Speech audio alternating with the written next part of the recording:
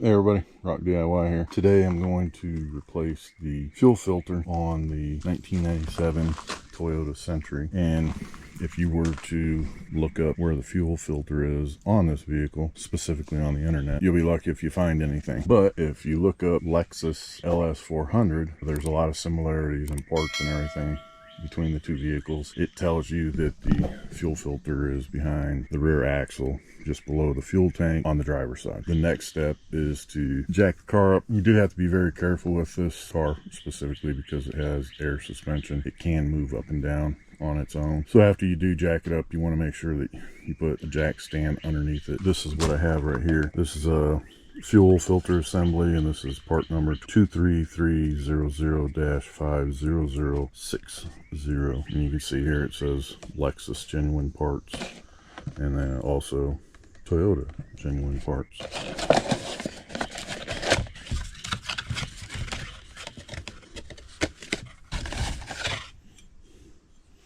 And there you go. That is a fuel filter with a mount on it. I'm surprised that it includes the mount, but it does. I almost forgot, but it is important to note that this fuel filter is not the same fuel filter that is located in the fuel tank, because the fuel tank has two fuel pumps and a fuel pump filter for each one inside the fuel tank. This one is the external one that goes from the tank to the engine. All right, so there's the left rear passenger side tire, and then there's the differential right there. And then if you go right there, you can see the fuel filter, and it's right below the fuel tank. And I can see there's a bunch of corrosion on there, so probably gonna have to use some penetrating oil, spray it on there, let it sit for a little while, because what I don't want to do is twist any of the fuel lines going to the fuel filter. So that is where the fuel filter is on the Toyota Century. When you're removing the two lines, you know, one here and one over here on this side, you want to leave it in the mount, because if you take this bolt off the mount, the filter will be loose, but then you may cause the fuel line to twist or break. So it's just better to keep it in the mount while you're removing these. And in my case, it looks like somebody put some kind of sealant on this, and I've been having a lot of difficulty getting it off so far. Not even sure if it's going to come off or not. There's the fuel filter draining. Got a bucket right here.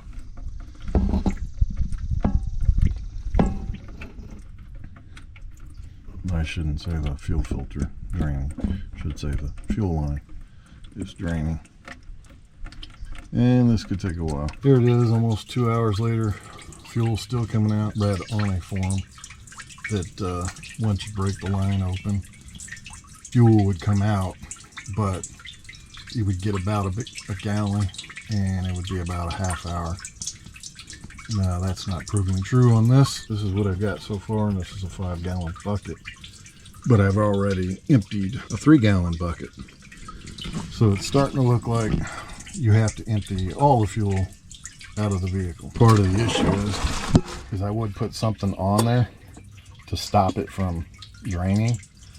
The problem is that bolt going into the fuel filter, the metal tubing or fuel line goes deep into the fuel filter, so I can't even pull it out because it's kind of hooked, and it's a very hard metal, and if I try to pull on it, it won't come out of the filter. So the only way to get it out of the filter is to loosen the mount bolt, but because of the amount of fuel coming out, you end up with a ton of fuel all over you, and you can see it's kind of splattering everywhere because of the mufflers or the exhaust sitting right there. Hopefully this can be seen. I didn't get to show it because there was fuel going everywhere. All right, as I was saying, it's really hard to show this, and I had fuel dripping all over the place, so I couldn't really record. But if you are looking at the fuel filter, and you see there's two different fittings. A banjo type fitting, banjo bolt on the right hand side, and then you've got a regular fitting on the left hand side of the fuel filter. And it looks like a bolt, but it's really not. But it's good to have a wrench to hold. So if you put a wrench here and a wrench here, you can keep it stable. If you don't put a wrench on here and you try to take this off, good luck, and you may snap a fuel line, which you definitely don't want to do. So the first thing I did was take this end off, and that was the side that was leaking forever. And then what I did, once I got enough fuel out, is I did the other side here, which does have the bolt, a washer, the fitting, and then another washer. And then the fuel filter itself has a little bracket that the fuel line sits in to keep it in place. So it kind of helps you keep it in place. And so I ended up loosening that, and then some more fuel started coming out. And then what I did is I just quickly removed that bolt. And then, actually, let me back up. I left that one in, let it leak for a little while. And then what I did is I took this bolt off, swung it out, and then I took this bolt the rest of the way out. And even though the new fuel filter came with a bracket, it just wasn't worth trying to take the old bracket out and put the new one in. So I left the old bracket in, did use the new bolt. And once I got everything done, put the fuel filter back in. And what I did is I started this bolt over here and then locked this down, and then went and did this one. And like I said, good to use 2 wrenches here and use 1 wrench here, and then let this keep the fuel filter stable when you need it to be stable. Here's another option if you don't want to wait forever for the fuel pressure to stop pushing fuel out, which is the case that I went through. I didn't do anything except break the fuel filter line, and it's been draining for 5 or 6 hours. It slowed down, and I don't know exactly how much fuel was in the car. It was less than, well, I think it was just above a quarter tank. And fuel had been coming out forever, and I replaced several 5-gallon pails, filled this lawnmower up, filled my other lawnmower up, filled up an ATV, and even put some fuel inside my F-150. And there's still fuel coming out. But if you don't want to deal with it that way, all right, so you're going to go into the engine fuse box, which is right here. And there is a little schematic in here.